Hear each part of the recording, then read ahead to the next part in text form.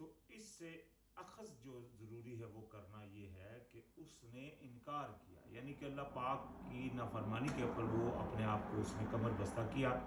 اور جس کی وجہ سے اللہ پاک نے چاہے وہ کتنا بھی اس وقت پہلے وہ چہیتا رہا یا جو بھی چیز تھی، اللہ پاک نے اس کو وہاں سے دھتکار دیا۔ اللہ پاک کی نافرمان قوم چاہے وہ اللہ کا کتنا بھی خاص بندہ کیوں نہ ہو، جیسا کہ قرآن میں ہم نے دوسری جگہ پڑھتے ہیں کہ اللہ پاک نے ایک بندے کی مثال بیان فرمائی کہ اللہ پاک نے اس کو دین کا علم دیا تھا، لیکن وہ دنیا کی طرف مائل ہوا تو اللہ پاک نے اس کی مثال قرآن میں کتے کی سی کر دی، کہ یعنی کہ چاہے اس کو کتنا بھی علم تھا لیکن جب وہ اللہ کے راستے کے اوپر قائم نہیں رہا تو پھر اس کی مثال بری ہوگی۔ اسی طرح یہ جو تھا یہ بھی اللہ کا ابلیس جس کو بولتے ہیں، یہ بھی اللہ پاک کا چہیتا یا جو بھی تھا، لیکن جب اللہ پاک کی نافرمانی کی تو اللہ پاک نے وہاں سے اس کو دھتکار دیا۔ فرمایا قالا یا ابلیس، کہ اے ابلیس، ما منعک ان تسجد لما خلقت بیدی استکبرت ام کنت من العالین۔ تو اللہ پاک نے فرمایا اے ابلیس، کس چیز نے روکا تجھے اس سے کہ تو سجدہ کرے اس سے جس کو میں نے پیدا کیا اپنے ہاتھوں سے؟ کیا تکبر کیا تو نے، یا تھا تو بڑا بلند مرتبہ، یعنی کہ اپنے آپ کو بڑا سمجھنے والا تھا؟ تو یہ بات نہیں تھی کہ اللہ پاک کو پتہ نہیں تھا، لیکن اللہ پاک نے انسان کو وہ ظاہر کرنا ہوتا ہے کہ تیری اوقات یہ ہے۔ جس طرح کہ وہ ابلیس تھا، پہلے وہ جس طرح بھی عبادت گزار، اللہ کو تو پتہ تھا کہ اس کا یہ رویہ، اس کے اندر کی یہ چیز ہے، تو اسی لیے اللہ پاک نے یہ دنیا جو بنائی یہ باعث امتحان ہے۔ اس میں اللہ پاک انسان کو آزماتا ہے، منہ سے تو وہ کہہ رہا ہوتا ہے، دعوے دار ہوتا ہے کہ میں اللہ کا غلام ہوں، یا میں اللہ کے رستے میں جان کٹ مروں گا، یہ کر دوں گا، وہ کر دوں گا۔ اللہ پاک پھر یہ ماحول اس کے سامنے بنا کر دکھاتا ہے تو دیکھتا ہے کہ کیا واقعی وہ جو کہہ رہا تھا اس کے اوپر قائم ہے کہ نہیں۔ مثال کے طور کے اوپر جس طرح غزوہ بدر سے پہلے اصحاب رسول التجا کرتے تھے کہ یعنی کہ اللہ پاک سے وہ چاہتے تھے کہ کب ایسا وہ ہم کو جہاد کا حکم ملے گا تاکہ ہم اللہ کے راستے میں شہید ہوں یا اللہ کے راستے میں لڑیں، لیکن جب وہ حکم نافذ ہوا تو اللہ پاک نے فرمایا کتنے تم میں سے پھر گئے۔ ٹھیک ہے، تو یہ چیز ہے کہ اللہ پاک آزماتا ہے، یہ چیز ڈال کر کہ وہ منہ سے جو کہہ رہا ہے، جس طرح ہم نماز میں کہتے ہیں ایاک نعبد، ہم تیری غلامی کرتے ہیں، تو غلامی کے بعد اللہ پاک ہمارے اوپر جو اللہ پاک نے اپنے حکم نافذ کیے ہیں تو وہ چیک کرتا ہے کہ کیا ہم نے جو کہا ہے اس کے اوپر ہم قائم ہیں یا اس سے ہٹ جاتے ہیں۔ تو یہ چیز ہوتی ہے سارا امتحان۔ تو اللہ پاک نے فرمایا اسے کہ یعنی کہ تو نے یہ کیا، تو وہ کہنے لگا قالا انا خیر منہ خلقتنی من نار وخلقتہ من طین۔ وہ کہنے لگا کہ میں بہتر ہوں، اس سے تخلیق کیا تو نے مجھے آگ سے اور اسے مٹی سے، یعنی کہ یہ اس کی نظر میں یہ تکبر اس کا جو اندر کا تھا وہ کیا تھا کہ اپنے آپ کو وہ بڑا سمجھتا تھا، تاکہ اس سے زیادہ قوت والا جانتا تھا۔ قالا، تو اللہ پاک نے فرمایا فخرج منہا فانکا رجیم، اللہ پاک نے فرمایا نکل جا یہاں سے اور بے شک تو ہے مردود۔ رجیم کا مطلب ہوتا ہے رجم، یعنی کہ جو پتھروں سے جس کو ذلیل کیا گیا ہو، مارا گیا ہو، تو اس کو رجم بولتے ہیں۔ وَإِنَّا عَلَيْكَ لَعْنَتِي إِلَىٰ يَوْمِ الدِّينِ، اور بے شک تجھ پر لعنت ہے، یعنی کہ اس دن تک، اس فیصلے والے دن تک تیرے اوپر لعنت ہے۔ تو یہ اللہ پاک نے اس کو اس لعنت میں شمار اس لیے کیا کیونکہ اس نے اللہ پاک کی بات کا ایک حکم کا اللہ کو وہ مانتا تھا، یہ نہیں کہ اللہ کو نہیں مانتا۔ اسی لیے یہاں بھی دیکھیں وہ کیا کہتا ہے، قالا ربی فانظرنی الی یوم یبعثون، کہنے لگا کہ اے میرے رب مجھے مہلت دے اس دن تک جس دن تو اٹھائے گا، یعنی کہ اس نے اللہ پاک سے مہلت مانگی، یہ چانس لیا کہ میں اس کی، یعنی کہ وہ دشمنی جو اس نے انسان کے لیے دل میں رکھی، یہاں سے اس نے اپنی دشمنی کی بنیاد باندھی اور اللہ سے اپنے مہلت مانگی کہ تاکہ وہ انسانی نسل کو برباد کر سکے، اور اس کی بربادی کا باعث سب سے بڑا کیا ہے کہ اس کو جہنم میں ڈالے۔ وہ کسی کو مارتا نہیں، مارتا دنیا میں تو آئے انسان جو ہے نا مرنے کے لیے، مین مقصد اس کا کیا ہے کہ انسان سے نافرمانی کر کے نافرمانیاں کروا کر اس کو جہنم میں اس کو ڈالا جائے، یہ ہے اس کی سب سے بڑی دشمنی۔ تو اس نے جب کہا کہ مجھے یعنی کہ مہلت دے اس دن تک جب یہ اٹھائے جائیں گے، قال اللہ پاک نے بھی فرمایا، جیسا کہ مثال کے طور کے اوپر ایک بندہ ہے، کوئی بھی بندہ ہے دنیا میں بھی اگر ہم دیکھتے ہیں، ایک بندہ جو ماہرین ہے کسی چیز کا، جب اس کو کوئی چیلنج کرتا ہے اس کی ماہر چیز میں جس کا وہ علم رکھتا ہے، تو وہ چیلنج فوری قبول کرتا ہے۔ تو چونکہ اللہ پاک نے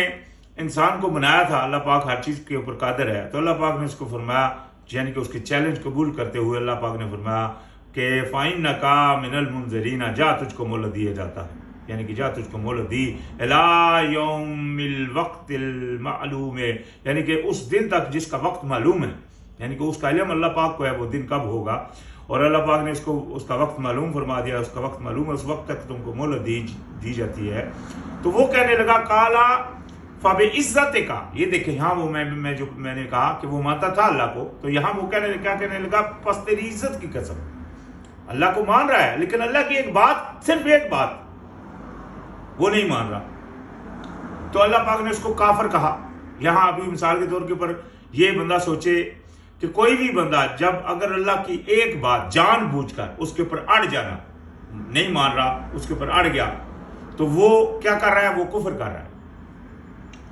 تو یہاں بھی اس نے کہا کہ تیری عزت کی قسم لَأُغْوِيَنَّهُمْ أَجْمَعِينَ، کہ میں ان سب کو گمراہ کر دوں گا، یعنی کہ میں ان کو ہٹاؤں گا تیرے رستے سے، إِلَّا عِبَادِكَ مِنْهُمُ الْمُخْلَصِينَ، مگر تیرے جو خالص بندے ہیں، یعنی کہ میں ان کو ہٹاؤں گا سوائے ان کے جو تیرے بالکل خالص ہوگی۔ یہ دیکھیں اس نے بھی اقرار کیا۔ ابھی اللہ پاک نے بھی اس کو کہا کہ یہ تو سچ کو کہتا ہے، اگلی آیت میں اللہ پاک نے فرمایا قَالَ فَالْحَقُّ وَالْحَقَّ اقول، کہ یعنی اللہ پاک نے فرمایا بے شک تو حق کہتا ہے اور میں بھی تجھ کو سچ ہی کہتا ہوں۔ یعنی کہ اللہ تعالیٰ کے مخلص بندے جو ہیں وہ اللہ کے حکم سے اللہ کے رستے کے اوپر قائم رہتے ہیں، اور مخلص اللہ کا وہی ہے بندہ جو اللہ تعالیٰ کی بات کو مطلب سب سے پہلے رکھے، یعنی کہ اپنی جان، اپنے مال اولاد، اپنے اہل و عیال سب سے آگے اللہ کی بات کو رکھے، وہ ہوگا اللہ کے ساتھ مخلص، اس میں کسی کا انٹرفیئر اس کو پسند نہ ہو، اللہ کے لیے خالص کر دے سب کچھ، جو بات اللہ پاک نے جو حکم فرمایا اگر اس کے آڑے آ رہا ہے کوئی بھی اینی تھنگ، کوئی بھی رشتہ، کوئی بھی چیز، تو ان کو پیچھے کر کے اللہ کی بات کو کے اوپر قائم رہے، یہ ہوتا ہے مخلص۔ تو اس نے چونکہ پھر اس میں ابلیس کا بھی زور نہیں، ابلیس بھی مطلب وہ وہاں سے فارغ ہے ایسے بندے سے جو کہ اللہ کے مطلب اللہ تعالیٰ کے لیے مخلص ہے، جیسا کہ اگلی آیت میں آئے گا کہ اللہ پاک نے فرمایا کہ کہہ دیجئے مجھے حکم ہوا ہے کہ میں مخلص ہو کر اللہ کی غلامی کروں، یعنی مخلص کر کے اپنے آپ کو، اپنے قانون، اپنے فیصلے کو مخلص کر کے اللہ کی غلامی کروں۔ تو یہی بات یہاں بھی اللہ پاک نے فرما دی، یعنی کہ وہ مخلص جو ہوں گے، یعنی کہ شیطان نے جس طرح کہا کہ میں مخلص کے اوپر تمہارا میرا زور نہیں چلے گا، تو اللہ پاک نے اس کی مطلب فرما دیا کہ بے شک تو نے سچ کہا، لَأَمْلَأَنَّ جَهَنَّمَ مِنْكَ وَمِمَّنْ تَبِعَكَ مِنْهُمْ أَجْمَعِينَ، یہ ایک بات قابل غور ہے۔ اللہ پاک نے فرمایا البتہ ضرور میں بھر دوں گا جہنم کو تجھ سے اور ان سے جو تیرے پیچھے چلیں گے، یعنی کہ ابھی یہاں دیکھیں جہنم کس کے لیے، یہاں لوگ کہتے ہیں نا کہ بھئی تم کو کیا پتا کہ جہنم میں کون جائے گا، اللہ پاک نے فرما دیا، یعنی کہ جو بھی شیطان کی پیروی کرے گا، تباہ کا مطلب وہ تو اس کے پیچھے چلنا، یعنی کہ شیطان نے کہہ دیا مثال کے طور کے اوپر، اللہ پاک نے ایک چیز کو حرام کیا ہے، شیطان نے اس کے دل میں ڈال دیا نہیں مسئلہ کوئی خیر نہیں کرو، یا اللہ پاک نے مثال کے طور پر کہا نماز قائم کرو، شیطان اس کو ڈالتا ہے نہیں چھوڑو ادھر لگے رہو، وہ نماز بندہ نہیں آتا اس کی طرف، تو جب وہ نہیں آ رہا تو وہ پیروی کر رہا ہے شیطان کی۔ تو اسی طرح کوئی بھی عمل جو بھی شیطان کے کہے کے مطابق وہ کر رہا ہے تو وہ اس کی پیروی کر رہا ہے، تو اللہ پاک نے فرما دیا تجھ کو اور جو بھی تیری پیروی کریں گے سب کو میں جہنم میں ڈالوں گا، یعنی کہ بچے گا پھر کوئی نہیں۔ قال قل، اللہ پاک نے فرمایا کہہ دیجئے ما اسألکم علیہ من اجر وما انا من المتکلفین، آپ کہہ دیجئے کہ میں تم سے کسی قسم کے اجر کا یعنی کہ وہ خواہش نہیں رکھتا، یہ نہیں میں کہتا کہ تم مجھ کو کوئی اجر دو، اور نہ ہی میں تمہارے اوپر کوئی تکلیف والی چیز ڈال رہا ہوں، یعنی کہ میں کوئی تکلف تم کو دے رہا ہوں، یعنی کہ یہ بات نہیں۔ دیکھنا اگر آپ کو کوئی بندہ سیدھی رستے کے اوپر ہدایت کر رہا ہے تو وہ آپ کو تکلف نہیں دے رہا بلکہ آپ کے لیے خیر خواہی کر رہا ہے، اگر آپ بچیں گے تو اپنے لیے بچیں گے، اور اگر آپ سیدھے رستے کے اوپر رہیں گے تو آپ کے لیے کامیابی ہوگی وہ، تو اس میں آپ کے لیے وہ اس سے تکلف اس کو نہیں ہے، یہ آپ کو تکلیف نہیں ڈال رہا، بلکہ آپ کے لیے خرخواہ کہ آپ کو وہ اچھی راہ دکھا رہا ہے جس سے آپ بچ سکیں، تو اس سے بڑا تو خرخواہ کوئی نہیں۔ تو فرمایا اِنَّا هُوَ إِلَّا ذِكْرٌ لِلْعَالَمِينَ، کہ یہ اور کچھ نہیں ہے مگر نصیحت ہے تمام جہانوں کے لیے۔ یعنی کہ یہ جو بات کہی جا رہی ہے آپ کو، اور یہ جو اللہ پاک نے اپنے پیغام اپنے نبی کے ذریعے بھیج دیا ہے، یعنی کہ یہ قرآن، یہ اور کچھ نہیں ہے، یہ صرف اور صرف کیا ہے؟ نصیحت ہے تمام جہانوں کے لیے۔ اس میں سے اخذ کرے گا کون؟ اللہ پاک نے قرآن میں فرما دیا ھدی للمتقین، یہ ہدایت ہے پرہیزگاروں کے لیے۔ لیکن یہ اللہ پاک نے تمام عالمین کے لیے اس کو رکھ چھوڑا، جیسا کہ اس میں اللہ پاک نے دوسری آیت میں فرمایا کہ کتاب انزلنا الیکم مبارکا لیتدبروا آیاتہ ولیتذکر اولو الالباب، کہ کتاب میں نے آپ کے اوپر بھیجی ہے جو بابرکت ہے، اور اس میں آپ تدبر کریں، غور کی دعوت دی اللہ پاک نے فرمایا تدبر کریں اور اس سے اخذ کرتے ہیں عقل مند۔ اللہ پاک نے عقل مند کن کو بولا؟ جو یعنی کہ اس قرآن سے، اللہ پاک کے بھیجے ہوئے پیغام سے وہ موتی چنتے ہیں جو اللہ پاک نے انسانیت کے لیے رکھ دیے، اور ان کے اوپر مطلب چلتے ہیں، مکمل قائم رہتے ہیں، وہ لوگ ہیں اصل کامیاب۔ تو فرمایا وَلَا تَعْلَمُنَّ نَبَأَهُ بَعْدَ حِينٍ، اور تم ضرور جان لو گے ایک وقت کے بعد۔ یعنی کہ اگر آج آپ اس قرآن کو آپ نے چھوڑ رکھا ہے، آپ اس کے اوپر عمل پیرا نہیں ہے، آپ ادھر ادھر شیطان کی پیروی میں لگے ہوئے ہیں، آپ دنیاوی خواہش اور دنیاوی چکروں میں پڑے ہوئے ہیں، آپ کو دولت کی فکر پڑی ہوئی ہے، آپ کو مطلب کوئی اللہ پاک کی طرف اتنا جو اس طرح دھیان ہونا چاہیے وہ نہیں ہے، تو فکر مت کیجئے، کیونکہ آپ کو یہ آخری جو خبر ہے یہاں جو دی گئی ہے وہ کیا؟ کہ جان لو گے تم عنقریب آپ کو پتہ لگ جائے۔ فکر نہیں ہے، زندگی کتنی ہے، وہ جتنی ہے آپ گزارو، لیکن آپ فکر کرنے کی لوڑ نہیں، آپ کو پتہ لگ جائے گا۔ یعنی کہ ایک وقت آئے گا کہ آپ کو پتہ لگ جائے گا، جیسا کہ قرآن میں آتا ہے کہ جب وہ جہنم کے اوپر لے کر جائے جائیں گے، یہ جو مطلب جہنمی ہوں گے، تو وہاں ان کے دروغہ ان سے کہیں گے کہ کیا تمہارے پاس کوئی خبر کرنے والا نہیں آیا تھا؟ وہ کہیں گے آئے تھے، لیکن ہم نے ان کو مطلب نہیں مانا، اور ہم بیوقوف تھے، ہم کم عقل تھے۔ آج دنیا میں اپنے آپ کو عقل مند جاننے والے صرف اس وجہ سے کہ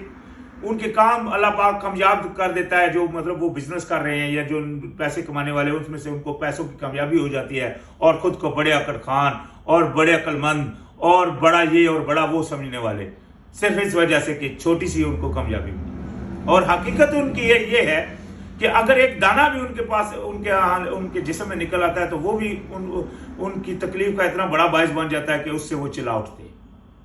یعنی کہ حقیقت میں وہ اتنے کمزور ہیں، لیکن چھوٹی سی کامیابی کے اوپر اپنے آپ کے اوپر فخر اور تکبر کرنے والے یہ لوگ۔ تو لہذا اللہ پاک نے ان کو فرما دیا کہ لہذا آپ فکر نہیں کرو، تم کو پتہ لگ جائے گا۔ اگر آج تم اس چیز کو اپنے لیے اہمیت کا باعث نہیں کرتے ہو یا اہمیت نہیں کرتے ہو، یہ سوچتے نہیں ہو، اللہ کی بات کو پیچھے کر کے شیطان کی بات کے اوپر لگے ہوئے، تو فکر مت کرو، پتہ چل جائے گا تم کو۔ تو لہٰذا انشاءاللہ یہاں آج ہمارا سورۃ الصاد کا اختتام ہوا، انشاءاللہ سورۃ الزمر کی آگے شروعات ہوگی۔ السلام علیکم۔